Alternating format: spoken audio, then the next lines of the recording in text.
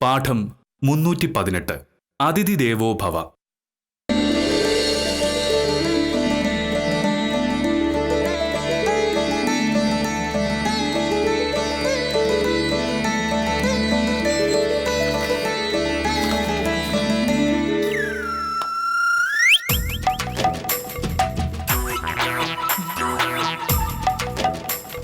രാവിലെ മുതൽ കണക്ക് കൂട്ടുന്നാണല്ലോ മോഹനേട്ടാ.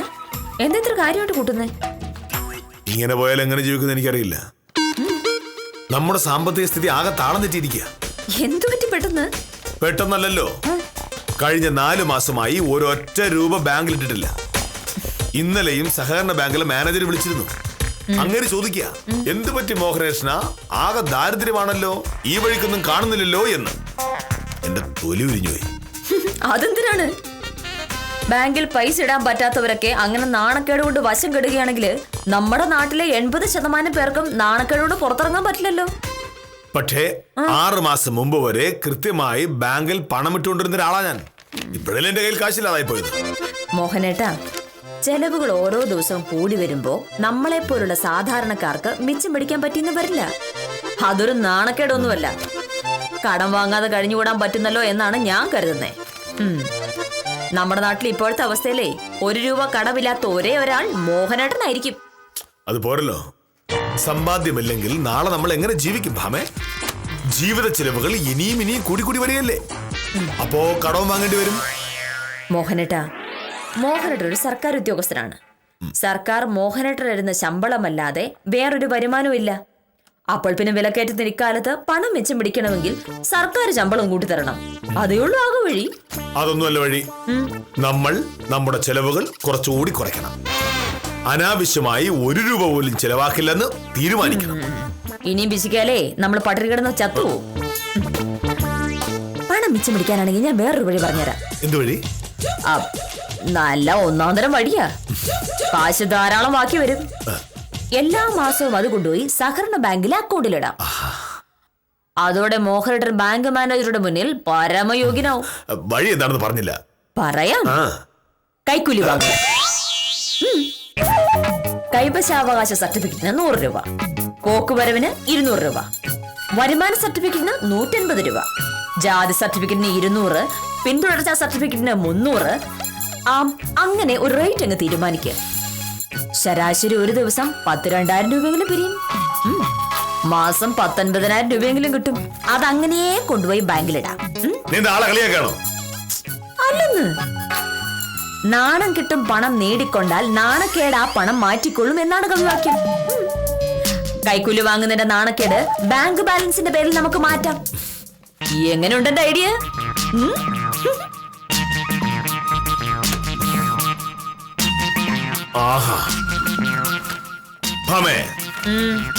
ഞാൻ പറഞ്ഞുകൊണ്ടിരുന്ന വിഷയത്തിൽ നിന്ന് ശ്രദ്ധ വിടാൻ കൈക്കൂലിയുടെ കാര്യം പറഞ്ഞിട്ട് കാര്യമില്ല. എന്തായാലും മോഹനേഷൻ കൈക്കൂലി വാങ്ങില്ല എന്ന് ഈ നാട്ടുകാർക്ക് മുഴുവൻ അറിയാം. ഞാൻ പറഞ്ഞു വന്നത് വേറൊരു വലിയ പ്രശ്നമാണ്. ഒരു പ്രശ്നമില്ല. എന്തെങ്കിലും പ്രശ്നം ഉണ്ടാക്കാൻ വേണ്ടി മോഹനേട്ടൻ കണ്ടുപിടിച്ച പ്രശ്നമാണ് ഇത്. അരി മേടിക്കാൻ കാശില്ലെന്നോ മരുന്ന് വാങ്ങാൻ കാശില്ലെന്നോ പറഞ്ഞിട്ടുണ്ടെങ്കിൽ അതൊരു പ്രശ്നമാണ്. ബാങ്കിലിടാൻ കാശില്ല എന്ന് പറഞ്ഞ് ടെൻഷൻ അടിക്കുന്ന ലോകത്തിലെ ആദ്യത്തെ മഹാനാണ് ഈ മോഹനേട്ടൻ. 4 മാസം മുമ്പ് വരെ സഹകരണ ബാങ്കിൽ കൃത്യമായി പണം നിക്ഷേപിച്ചുകൊണ്ടിരുന്ന ഒരാളാണ് ഞാൻ. എന്നെ 4 മാസമായി ആ പരിസരത്തൊന്നും കാണാതെ വരുമ്പോ മാനേജർ വിളിച്ചെന്നിരിക്കും. മോഹനേട്ടാ, അത് അവരുടെ ആവശ്യമാണ്.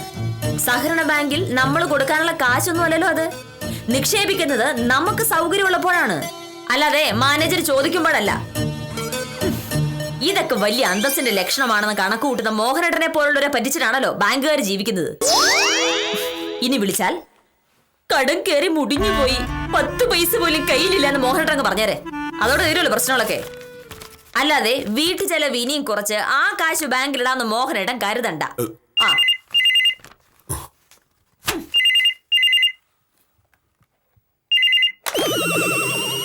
ഹലോ, അതെ.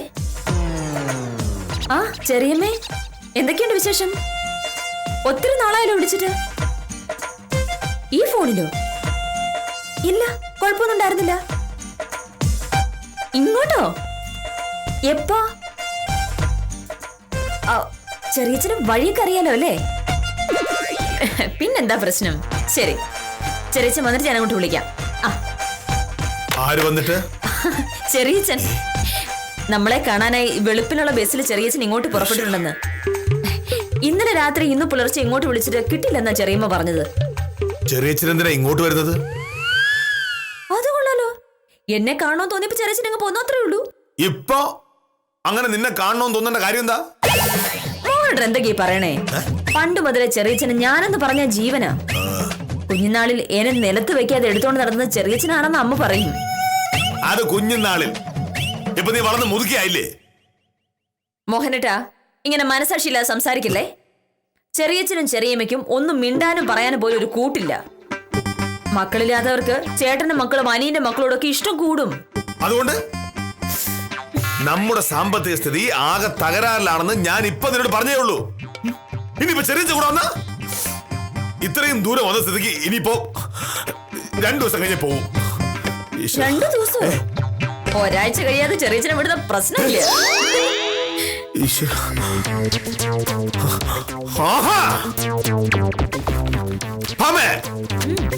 ചെറിയച്ഛൻ ഒരാഴ്ച ഇവിടെ വന്ന് നിൽക്കാന്ന് പറഞ്ഞാൽ എത്ര രൂപയുടെ അധിക ചെലവുണ്ടാവുന്ന അറിയാമോ നിനക്ക്? അതിനുള്ള കാശ് നമ്മൾ എവിടെ ഉണ്ടാക്കും? നാണമില്ലേ മോഹനേട്ട ഇങ്ങനെയൊക്കെ പറയാൻ? വില്ലേജ് ഓഫീസറുടെ വീട്ടിലേക്ക് ഭാര്യയുടെ ചെറിയച്ഛൻ ഒരാഴ്ച താമസിക്കാൻ വന്നാൽ അതിന്റെ പേരിൽ കടം വാങ്ങണമെന്ന് പറയുന്നത് നാണക്കേടാ. ഒരാഴ്ച നമ്മുടെ കൂടെ താമസിച്ചാൽ എത്ര രൂപ കൂടുതൽ ചെലവാകാനാണ്? ചെറിയച്ഛന് കോഴിയിറച്ചി എന്ന് പറഞ്ഞാൽ ജീവനാ.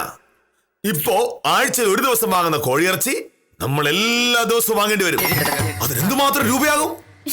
പിന്നെ വൈകുന്നേരമുള്ള മദ്യപിക്കുന്ന ഒരു പരിപാടി, അതിന് എത്ര രൂപ തരാവും? ചെറിയച്ഛനെ മദ്യപിക്കണമെങ്കിൽ അതിനുള്ള കാശ് ചെറിയച്ഛന്റെ കയ്യിലുണ്ടാവും. മോഹനേട്ടൻ അത് ചെലവാക്കണ്ട. നമ്മുടെ പഴയ വീട്ടിൽ ഇതേ ചെറിയച്ഛൻ 1 ദിവസം താമസിക്കാൻ വന്നപ്പോ മദ്യത്തിന് കാശ് കൊടുത്ത ഞാനാ.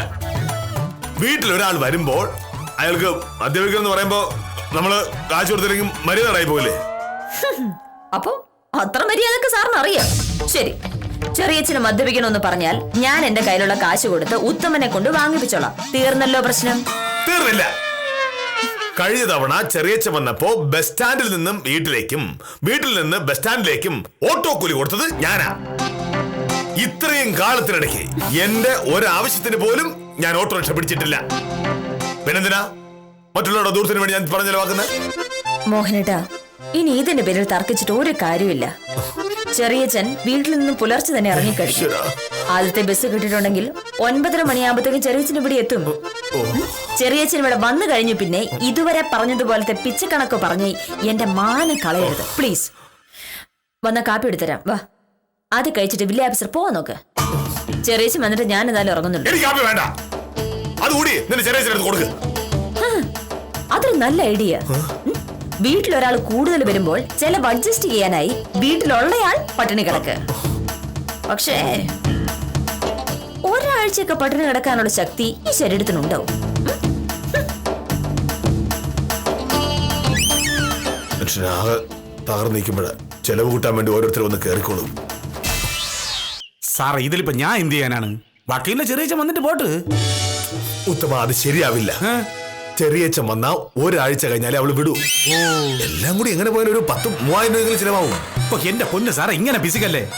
ഒന്നുമല്ലെങ്കിലും വക്കീലിന്റെ ചെറിയച്ഛനല്ലേ, ഒരു 3,000 രൂപ പോക്കറ്റ് അടിച്ച് പോയെന്ന് വിചാരിച്ചാൽ മതി. കാശ് പോകുന്നത് മാത്രമല്ല ഉത്തമ പ്രശ്നം. പിന്നെ എനിക്ക് ആ മനുഷ്യനെ കണ്ടെടുത്ത കണ്ടുകൂടാ.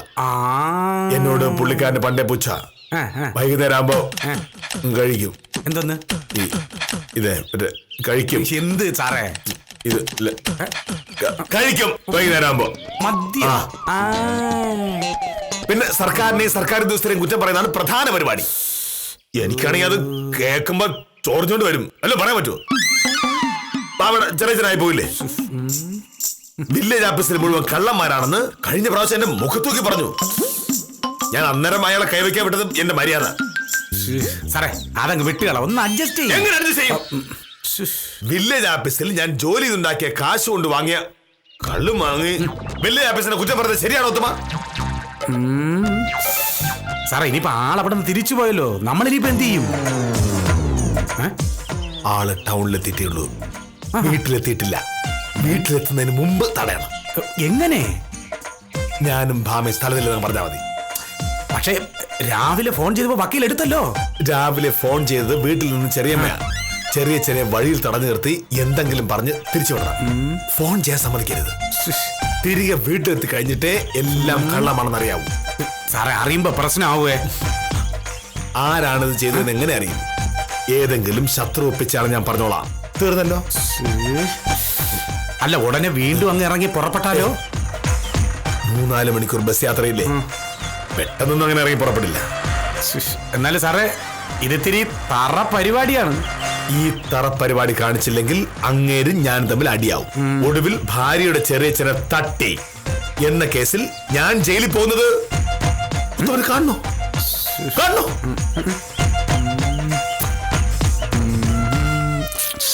നടക്കൂല, ശരിയാവൂല. ഉത്തമനിയാഴ്ച 2 പോക്കുവരവനും ഒരു കൈവശാവകാശ സർട്ടിഫിക്കറ്റിന് അപേക്ഷ തന്നിരുന്നായിരുന്നല്ലേ? അല്ലേ സാറേ, അതും ഇതും തമ്മിൽ എന്തൊന്നും ബന്ധമാണ് സാറേ? എല്ലാം പരസ്പരം ബന്ധപ്പെട്ട് കിടക്കുകയാണ് ഉത്തമ. ശരി, ഞാൻ സാർ പറയും പോലെ ചെയ്യാം.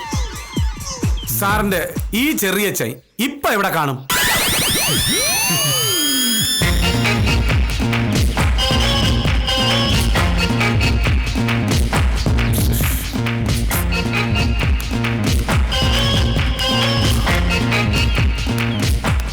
എന്ത്? ആരാ? ആര്? ആ വരുന്ന ആള് തന്നെ, ചെറിയച്ഛൻ.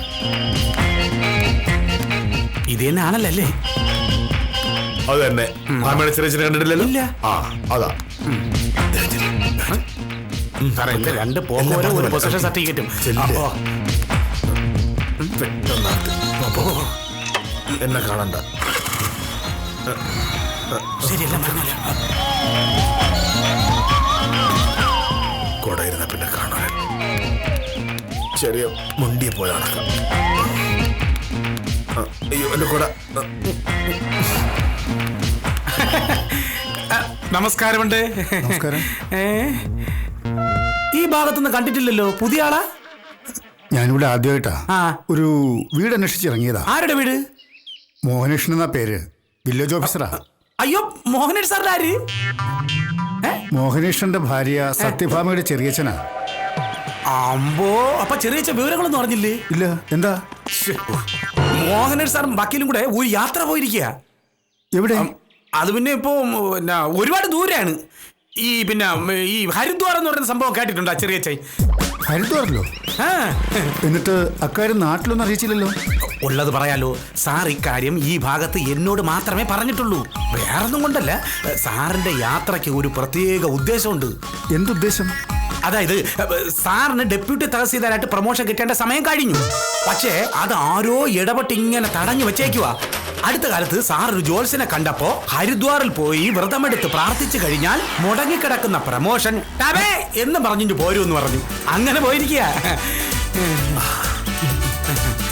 പക്ഷേ പുറപ്പെടുന്നതിന് മുമ്പ് ചെറിയച്ഛനൊന്ന് വിളിക്കാമായിരുന്നു. ഇന്നലെ വൈകുന്നേരം മുതൽ ഞാൻ വിളിക്കുക, അവിടെ ഫോൺ അടിക്കുന്നുണ്ടായിരുന്നില്ല. അയ്യോ, അത് പിന്നെ ഈ വീട്ടിൽ ആളില്ലാത്തോണ്ട് ഫോൺ ഊരിയിട്ടിരിക്കുകയല്ലേ. ഇവിടെ വരെ വന്നത് വെറുതെ ആയല്ലോ. ഇനിയിപ്പോ എന്താ ചെയ്യുക? അതെ, ഒരു കാര്യം ചെയ്യാമേ. ഈ വണ്ടിയിലോട്ടൊന്ന് കയറി കഴിഞ്ഞാൽ ഞാൻ ബസ് സ്റ്റാൻഡിൽ കൊണ്ടുവിടാം. ഇപ്പൊ നാട്ടിലോട്ടൊരു ബസ് ഉണ്ട്. കയറിയട്ടെ ബാ. അല്ല, എന്താ ഇവിടെ വരെ വന്നിട്ട് ഭാഗ്യദോഷം അല്ലാതെ എന്തോന്ന് പറയാനെന്നേ. വീട് പൂട്ടി താക്കോലുമായിട്ടല്ലേ അവര് പോയിരിക്കുന്നത്. ഇനി നിന്നിട്ട് ഒരു കാര്യമില്ല. ചെറിയ കയറിക്കോ, കയറിക്കോ. ഇപ്പൊ പോയ നമുക്ക് ബസ്സും കിട്ടും. ഇവിടെ അടുത്തെവിടെയാ ബൂത്തുള്ളത്? ഞാനൊന്ന് ഫോൺ ചെയ്തിട്ട്. ഫോൺ ചെയ്ത് നമ്മൾ കാര്യം സംസാരിച്ചിട്ടിരിക്കുകയാണെങ്കിൽ ബസ് പോകും. ഈ ബസ് പോയി കഴിഞ്ഞാൽ പിന്നെ ഉച്ചയ്ക്ക് ശേഷം പിന്നെ വേറെ ബസ് ഉള്ളൂ. അതാണ് ഇപ്പൊ ഞാൻ പറഞ്ഞത്.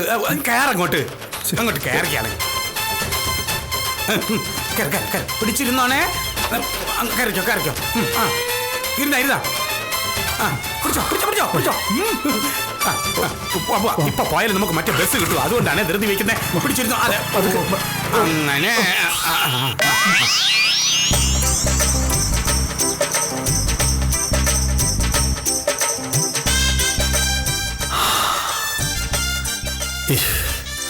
ഈശ്വര, രക്ഷപ്പെട്ടു. എന്തായാലും ഉത്തമനെ സമ്മതിക്കണം. ഇത്ര എളുപ്പത്തിൽ ഈ പ്രശ്നം തീരുന്നു കരുതിയില്ല.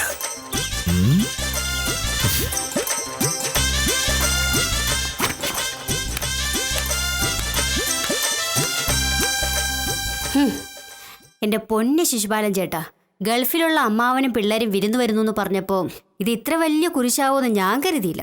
ഹോ, ഇപ്പൊ വന്നിട്ട് ഒരാഴ്ചയായി. കാശ് എത്ര ചെലവായെന്നറിയോ? അതൊക്കെ ഇനി പറഞ്ഞിട്ട് കാര്യമുണ്ടോ? അവര് വരുന്നതിന് മുമ്പ് എന്തെങ്കിലും ഒഴിവൊഴികൾ പറയണമായിരുന്നു.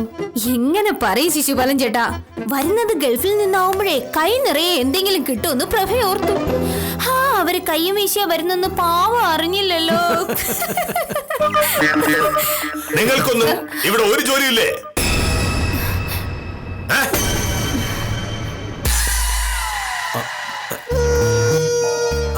അല്ല സാർ, പ്രൊഫസറിന്റെ അമ്മാവനും കുടുംബവും ഗൾഫിൽ നിന്ന് വന്നിട്ടുണ്ട്. വന്നവരൊന്നും കൊണ്ടുവന്നുമില്ല, ഇപ്പൊ പോകുന്ന മട്ടുമില്ല. ഈ മാസം പ്രൊഫസറിന്റെ ശമ്പളം ഗോപി. സ്വയംപ്രഭേ, ഇത്തരം സാഹചര്യങ്ങളിൽ ബുദ്ധി ഉപയോഗിക്കാൻ പഠിക്കണം, ഇല്ലെങ്കിൽ ഇതുപോലിരിക്കും. എന്ത് ബുദ്ധി ഉപയോഗിക്കാനാ സാർ? ബന്ധുക്കൾ വീട്ടിലേക്ക് വരുമ്പോ വരണ്ടാന്ന് നമ്മൾ പറയുന്നത് എങ്ങനെയാ? നമ്മൾ പറയരുത്, മറ്റുള്ളവരെ കൊണ്ട് പറയിക്കണം. എങ്ങനെ? അതായത് ആദ്യം അതാരാണെന്ന് നോക്കട്ടെ.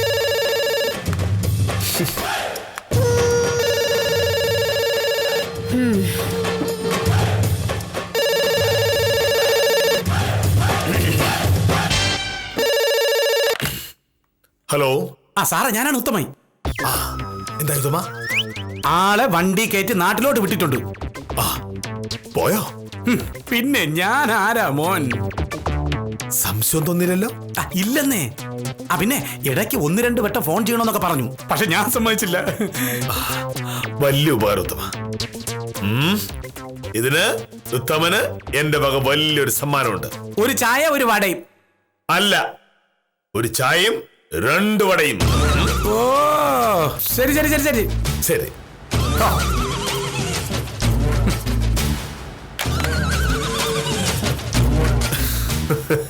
അങ്ങനെ ചെറിയ നാട് വിട്ട് ഇനി നാട്ടിൽ ചെന്ന് വിളിച്ചാലും ഞാൻ പറയും എനിക്കറിയില്ല എന്ന്.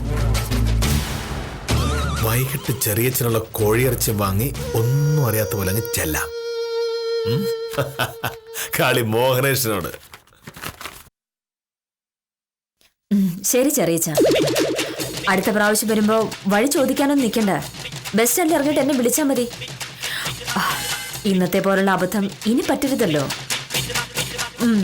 മോഹനിട്ട് വരുമ്പോ ഞാൻ പറയാം ആ ദ്രോഹി ആരാണെന്ന് കണ്ടുപിടിക്കണമെന്ന്. ഏതെങ്കിലും ശത്രുക്കളായിരിക്കും.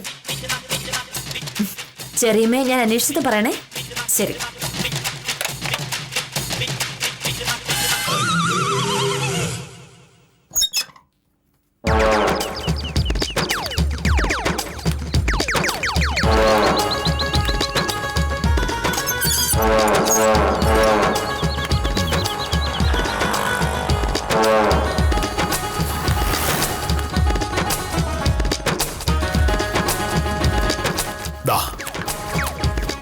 ഇതെന്താ മോനട്ടാ?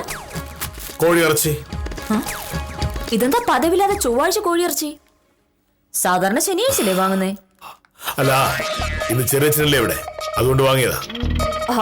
അതിന് ചെറിയച്ഛൻ വന്നില്ലല്ലോ. വന്നില്ലേ? അപ്പൊ രാവിലെ വീട്ടിൽ ഇറങ്ങുന്ന പറഞ്ഞിട്ട്?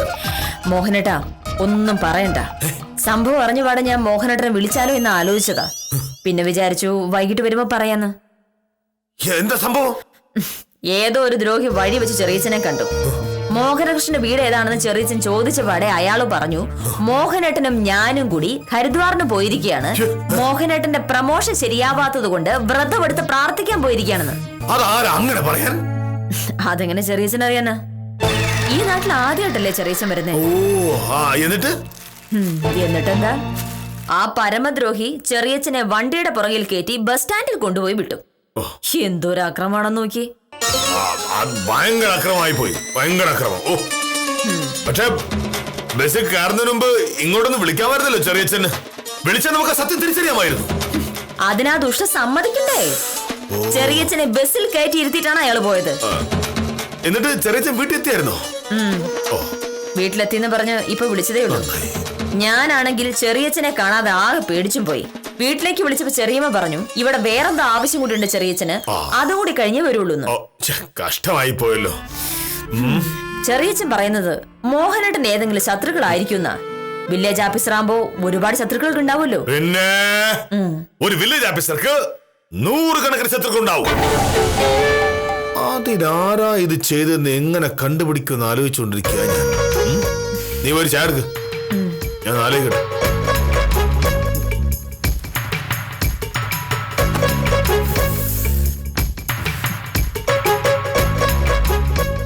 മോഹനേട്ടാ, ശത്രു ആരാണെന്ന് കണ്ടുപിടിക്കാൻ ഒരു വഴിയുണ്ട്. എന്താ?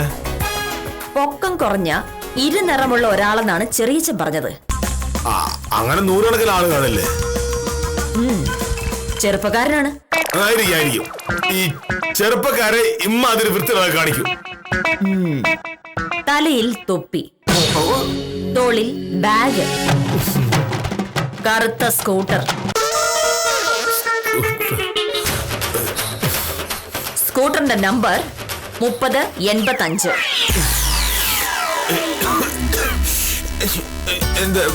പേര് ഉത്തമൻ.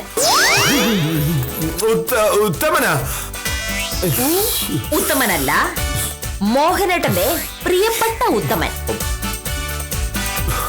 ഉത്തമൻ ഇങ്ങനൊരു അക്രമം കാണിക്കണമെങ്കിൽ ഉറപ്പായും വില്ലേജ് ഓഫീസറുടെ ബുദ്ധിയാണ് ഇതിന് പിന്നില്. ഞാനോ? ഞാൻ എത്ര നാളെ ഉത്തമനെ കണ്ടിട്ട്? കള്ളം പറയാൻ നിക്കല്ലേ മോഹനേട്ടാ. മോഹനേട്ടൻ രാവിലെ ഓഫീസിൽ പോകുന്ന വഴി ഉത്തമനെ കണ്ടു. ചെറിയച്ഛൻ വരുന്ന കാര്യം പറഞ്ഞു. ഉത്തമന്റേതായിരുന്നു ബുദ്ധി. പക്ഷേ ആ സ്കൂട്ടറും തൊപ്പി ഒഴിവാക്കാനുള്ള ബുദ്ധി 2 പേർക്കും തോന്നിയില്ല. വേണമെങ്കിൽ ഉത്തമനെ വിളിച്ചു വരുത്താം. അതൊക്കെ എന്തിനാ മോഹനേട്ടാ, ഒന്ന് ആലോചിച്ച് നോക്കിയേ, എന്തൊരു വൃത്തിയുടെ മോഹനേട്ടൻ കാണിച്ചെന്ന്. വീട്ടിലേക്ക് വരുന്ന ഒരു ബന്ധുവിനോട് ഇങ്ങനെയൊക്കെയാണോ പെരുമാറണ്ടേ? ഭാഗ്യവച്ച ചെറിയച്ഛന് മനസ്സിലായില്ല ഈ നാടകത്തിന് പിന്നിൽ മോഹനേട്ടനാണെന്ന്. അതുകൂടി അറിഞ്ഞിരുന്നെങ്കിൽ പിന്നെ എന്റെ മാനം പോവില്ലായിരുന്നു.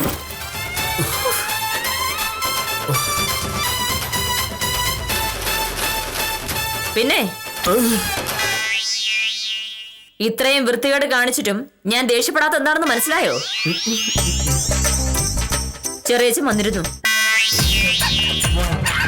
ഇവിടെ ഉണ്ടാ എന്നെ മുടിപ്പിച്ച് അയാൾ അടങ്ങും.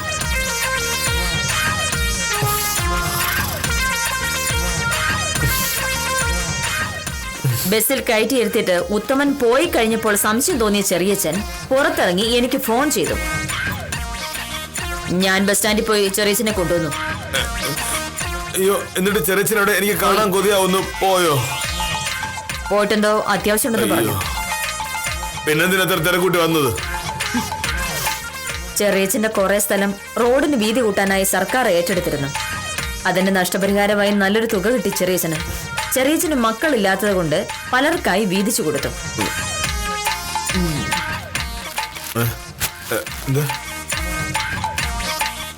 ഇത് എനിക്ക് തരാനാ ചെറിയച്ഛൻ വന്നത്. 50,000 രൂപയുണ്ട്.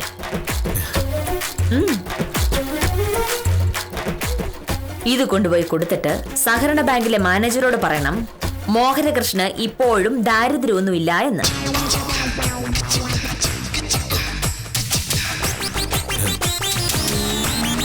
നിസാരമായ ലാഭത്തിന്റെ പേരിൽ ഭാര്യയുടെ ഉറ്റ ബന്ധുവിനെ നാടുകടത്താൻ തുനിഞ്ഞ മോഹനകൃഷ്ണനെ പോലെ നിരവധി ആളുകളുണ്ട് നാട്ടിൽ. പക്ഷേ അതുകൊണ്ട് വില്ലേജ് ഓഫീസർക്കുണ്ടായ അപ്രതീക്ഷിതമായ ലാഭം വേറെ ആർക്കും കിട്ടിക്കാണില്ല. ആള് മോഹനകൃഷ്ണൻ ആയതുകൊണ്ട് ഇതിലും പഠിക്കില്ല എന്ന് ഉറപ്പിച്ച് ഇന്നത്തേക്ക് വിടാം.